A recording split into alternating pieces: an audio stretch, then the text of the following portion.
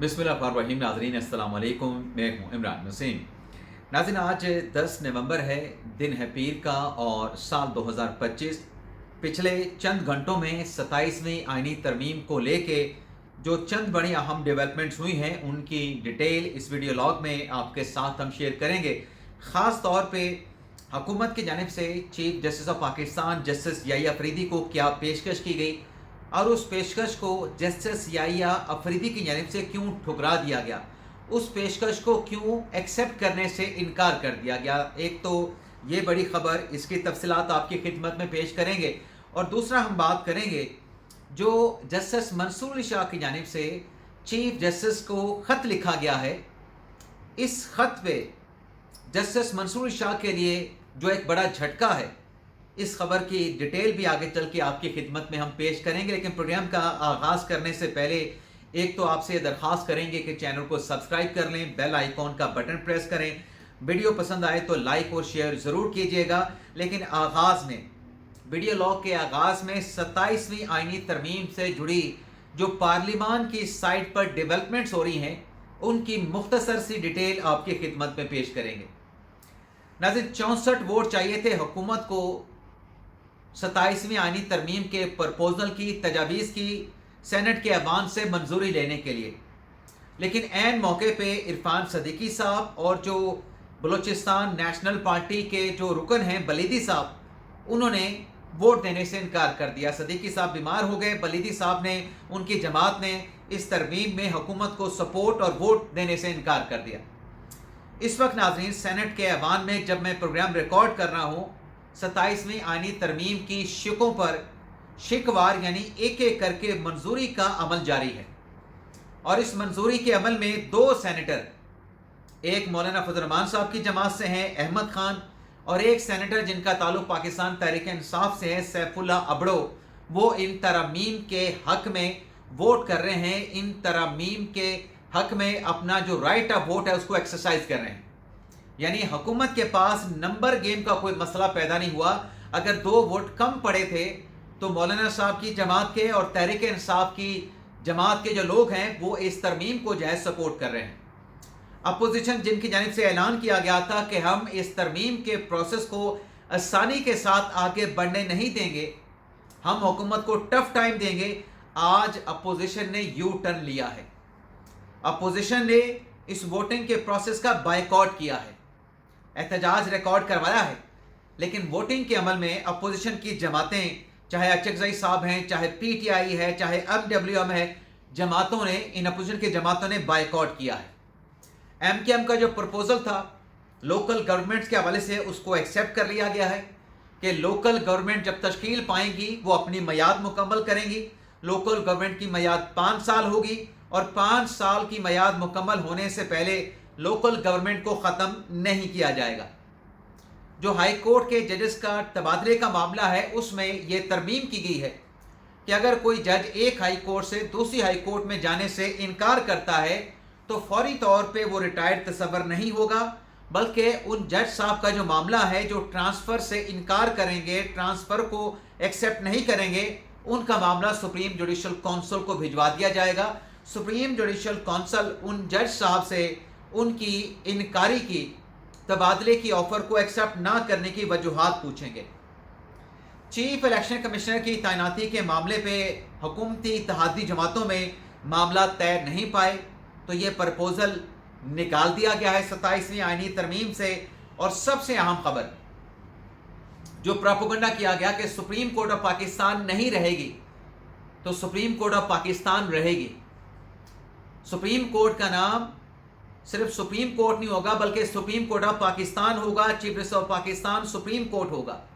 और आईनी अदालत federal constitutional court of Pakistan कहलाएगी। यानी दोनों अदालतों के साथ पाकिस्तान लिखा जाएगा, ये इसमें प्रपोजल आया है। और जो हाई कोर्ट के जजेस हैं वो भी डायरेक्टली आईनी अदालत में अपॉइंट हो पाएंगे। सदारती इस्तेस्ना वाली जो बात थी कि सदर मुमलिकत को रिटायरमेंट के बाद मियाद मुकम्मल होने के बाद ता हयात इस्तेस्ना रहेगा, इसमें यह तरमीम की गई है कि जब वो सदर से मियाद मुकम्मल होने के बाद सदर के ऑफिस से निकलेंगे फिर अगर कोई वो इलेक्शन लड़के किसी पब्लिक ऑफिस होल्डर का हिस्सा बन जाते हैं, पब्लिक ऑफिस होल्डर बन जाते हैं, तो इस सूरत में उनका ताहयात जो इस्तिस्ना है वो ख़त्म हो जाएगा। तो ये तो 27वीं आईनी तरमीम से जुड़ी जो पार्लियामेंट साइड पे, जो पॉलिटिकल साइड पे डेवलपमेंट से पिछले चंद घंटों की, उनकी डिटेल्स आ गई आपके सामने। अब हम बात कर लेते हैं जो जस्टिस मंसूर इरशाद साहब ने ख़त लिखा है chief justice of Pakistan justice Yahya Afridi को। 6 सफ़ात का जो ख़त है, इस ख़त के अहम तरीन नुकात पे हम बात करेंगे। नाज़रीन, इस ख़त में मंसूर इरशाद साहब ने 27वीं आईनी तरमीम पर तशवीश का इजहार किया है। मंसूर इरशाद साहब ने कहा कि अदालती निज़ाम का जो बुनियादी ढांचा है, उन्हें इत्तलात मिली हैं या इत्तलात ये हैं, मंसूर इरशाद साहब कहते हैं अदालती निज़ाम के बुनियादी ढांचों को हुकूमत जो है उसकी तंजीमी नौ पर गौर कर रही है। और एग्जेक्टिव मंसूर इरशाद साहब ने ख़त में लिखा कि यकतरफा तौर पे ये नहीं कर सकती ऐसी कोई भी तरमीम जो अदालती निज़ाम के बुनियादी ढांचे में तरमीम या तब्दीली से मुतल्लिक हो, उस पर अदलिया से मुशावरत होनी चाहिए। अदलिया से मजमूई तौर पे, इदारा जाती तौर पे और तमाम जजेस के साथ ये मुशावरत ज़रूरी है। आप अदालत के, अदलिया के ट्रस्टी हैं। चीफ जस्टिस याहिया अफरीदी साहब को आज 27वीं आईनी तरमीम के नतीजे में,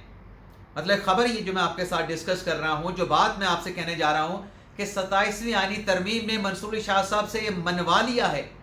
कि याहिया अफरीदी साहब जो हैं वो सुप्रीम कोर्ट के चीफ जस्टिस हैं। इससे पहले वो 26वीं आईनी तरमीम को आड़ बना के कहते थे कि आपका ये ओहदा याहिया अफरीदी साहब मुतनाज़ा है, अभी उनको मुकम्मल चीफ जस्टिस नहीं मानते थे। लेकिन भला हो 27वीं आईनी तरमीम का कि मंसूर इरशाद साहब से ये भी मनवा दिया है कि याहिया अफरीदी साहब जो हैं वो सुप्रीम कोर्ट के पाकिस्तान के चीफ जस्टिस हैं। आगे चल के जो बात अपने ख़त में मंसूर इरशाद साहब ने चीफ जस्टिस याहिया अफरीदी साहब से की है कि अदलिया के बुनियादी ढांचे में अगर तरमीम करना है तो बामानी मुशावरत होनी चाहिए और इस बात को यकीनी बनाया जाना चाहिए कि अदलिया की मुशावरत के बगैर ये कानून साजी आगे नहीं बढ़ सकती। अब नाज़रीन, जो हमारे दोस्त कहते हैं कि याहिया अफरीदी साहब जो हैं वो आज़ाद मंस जजेस हैं, इंडिपेंडेंट जज हैं, आज़ाद जज हैं, कॉन्स्टिट्यूशनल जज हैं, मुझे आप आइन का कोई आर्टिकल दिखा दें जिसमें पार्लियामान को इस बात का पाबंद किया गया हो कि आपने आइन में तरमीम करनी है, कोई भी तरमीम करनी है, अदलिया से मुतल्लिक करनी है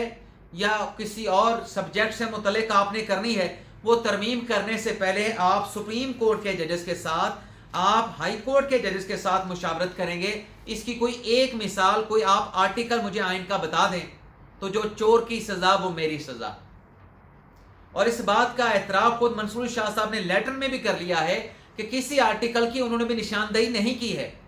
कि आइन का कौन सा आर्टिकल पाबंद बनाता है एग्जेक्टिव को और पार्लियामान को कि अगर आपने अदलिया से मुतल्लिक कोई तरमीम करनी है या आइनी अदालत बनानी है आपने, तो आप आला अदलिया के जजेस के साथ मुशावरत करेंगे। ऐसे किसी आर्टिकल की अपने पूरे 6 सफ़ात के ख़त में मंसूर इरशाद साहब ने निशानदेही करने से कासर रहे हैं। मंसूर इरशाद साहब ने अपने इस लेटर में 26वीं आईनी तरमीम का जिक्र किया और 26वीं आईनी तरमीम का जिक्र करके मंसूर इरशाद साहब ने कहा कि जो 27वीं आईनी तरमीम हो रही है ये इस सारे अमल को मशकूक बना रही है। ये 27वीं आईनी तरमीम में, मतलब मेरी इंटरप्रिटेशन ये है कि मंसूर इरशाद साहब ये कह रहे हैं कि वो जो गलती 27वीं तरमीम में हुई उसको रेक्टिफाई किया जा रहा है। अब नाज़रीन, जजेस का जो हल्फ है, जजेस का हल्फ ये है कि आपने आइन और कानून के मुताबिक चलना है। क्या जजेस के आइन में यह है कि आप खतूत लिख के जो मुकन्नन का अख्तियार है कानून साजी का, आइन साजी का, अमेंडमेंट करने का, आप उसमें जो है क्वेश्चन कर सकें? अब मंसूर इरशाद साहब ने जिन ममालिक का हवाला दिया है, बरतानिया का, केनिया का, जनूबी अफ्रीका का, कि वहाँ पर जो आइनी अदालतें बनी हैं वो कैसे बनी हैं, उसका तरीक़ाकार क्या था, और फिर मंसूर इरशाद साहब ने अपने लेटर में अमेरिका, बरतानिया, कनाडा, ऑस्ट्रेलिया, न्यूजीलैंड का हवाला दिया है और कहा है कि वहाँ पे तो आइनी अदालत है नहीं, वहाँ पर तो इंटरप्रिटेशन का काम और जो बाकी केसेस हैं जो इंटरप्रिटेशन से मुतल्लिका नहीं होते वो सुप्रीम कोर्ट ही सुनती है। लेकिन सवाल ये है कि अगर पाकिस्तान की सुप्रीम कोर्ट का अमेरिका, बरतानिया, कनाडा, ऑस्ट्रेलिया, न्यूजीलैंड, बरतानिया, जनूबी अफ्रीका की अगर सुप्रीम कोर्ट के साथ या आला अदालतों के साथ कंपैरिजन करना है तो क्या वहाँ के जजेस इस तरह के खतूत लिखते हैं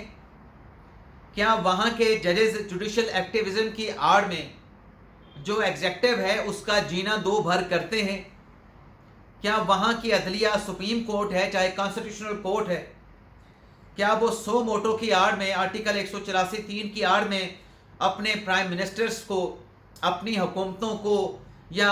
گھر بھیجتے ہیں، حکومتیں بناتے ہیں، حکومتوں کا خاتمہ کرتے ہیں؟ کیا وہاں کی عدالتیں یہ سب کچھ کرتی ہیں؟ اگر کمپیریزن کرنا ہے تو پھر یہ کمپیریزن تو نہیں ہو سکتا۔ اب منصور علی شاہ صاحب یہ کہتے ہیں کہ جو چارٹر آف ڈیموکریسی تھا اس میں تو آئینی عدالت 6 سال کے لیے بنانے کی تجویز دی گئی تھی، لیکن یہاں پر تو آئینی عدالت جو ہے مستقل بنیادوں پہ بنانے کی بنیاد رکھی جا رہی ہے۔ یہ آئینی عدالت کیوں بنائی جا رہی ہے؟ تو منصور علی شاہ صاحب نے کیا لکھتے ہیں آئینی عدالت سے متعلق؟ ابھی آئینی عدالت کا مقدمہ آنا ہے، آئینی کورٹس میں سنا جانا ہے۔ ہو سکتا ہے منصور علی شاہ صاحب آئینی عدالت میں جائیں، ان کو آئینی عدالت کے لیے نامینیٹ کیا جائے اور وہ نامینیشن کو ایکسیپٹ بھی کر لیں، لیکن منصور علی شاہ صاحب کیا کہتے ہیں کہ 27ویں آئینی ترمیم سے عدلیہ کمزور اور کنٹرول ہو کے سیاسی آلہ بن جائے گی۔ ججز آئینی عدالت میں جو ججز کی تقرری ہوگی وہ آئینی اصول کے بغیر کی جائے گی، اور اس طرح کا جو انتظام ہے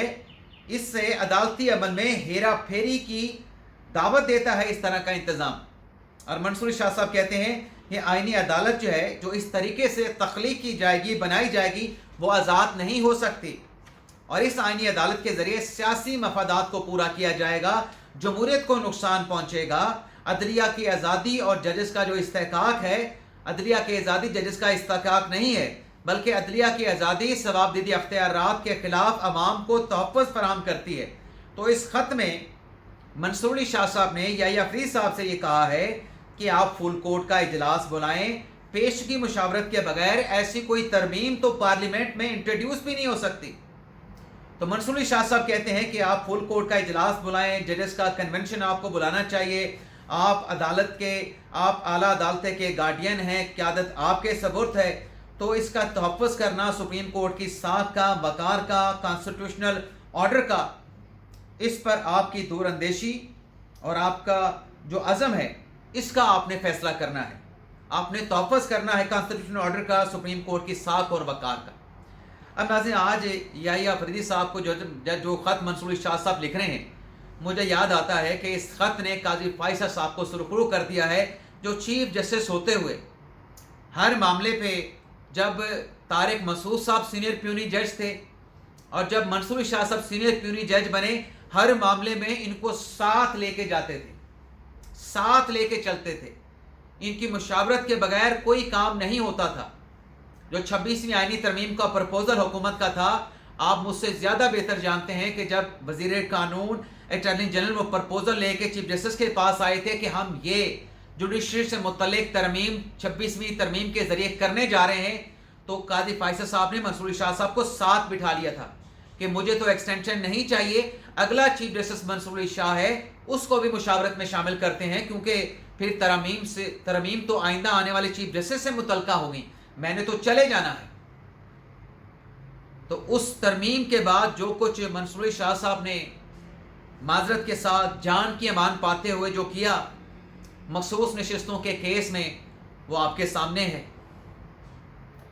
جو عدالت میں سماعت ہوتی رہی مخصوص نشستوں کی، وہ تو آپ دیکھتے رہے، لیکن بیہائنڈ دا ڈور، پسے پردہ کیا چلتا رہا، میں نے رات کے ویلاگ میں آپ کو بتایا۔ اب ناظرین، یہ ساری چیزیں تو اپنی جگہ پہ، قاضی فائصہ صاحب تو سرخرو ہو گئے کہ وہ مشاورت میں سب ججز کو، خاص طور پہ سینئر پیونی جج کو ساتھ لے کے چلتے تھے۔ اب منصور شاہ صاحب شکوہ کر رہے ہیں کہ ہمیں مشاورت میں آپ شامل کیوں نہیں کیا گیا۔ اگر یا فرید صاحب کے ساتھ مشاورت ہوئی ہے تو منصور شاہ صاحب کہہ رہے ہیں کہ یہ انڈیویجول نہیں ہو سکتی، یہ اجتماعی طور پہ مشاورت ہونی چاہیے۔ بھلا ہو 27ویں آئینی ترمیم کا قاضی فائصہ کی بھی یاد دلوا دی۔ اب ناظرین، جو خبر بڑی ہے کہ اس 27ویں آئینی ترمیم سے پہلے میری ذرائع کے مطابق یا فرید صاحب کو بھی پیشکش کی گئی تھی۔ یا فرید صاحب کو یہ پیشکش ہوئی تھی کہ جو 26ویں آئینی ترمیم میں چیف جسٹس کا جو ٹینیور ہے، جو لمیٹڈ کر دیا گیا ہے 3 سال کے لیے، تو آپ کا یہ ٹینیور ہم 65 سال کا کر دیتے ہیں۔ اب اس سے مراد کیا ہے؟ ناظرین، چیف جسٹس یا فرید صاحب جو ہیں، سپریم کورٹ کے جج کی جو میعاد ہوتی ہے وہ 65 سال کی ایج تک ہوتی ہے۔ سپریم کورٹ کا جج 65 سال کی ایج پہ پہنچنے پہ ریٹائر ہو جاتا ہے۔ لیکن 26ویں آئینی ترمیم میں جو شک شامل کی گئی ہے کہ چیف جسٹس کا ٹینیور جو ہے وہ 3 سال کا ہوگا، تو یحییٰ فریدی صاحب 65 سال سے 2 سال پہلے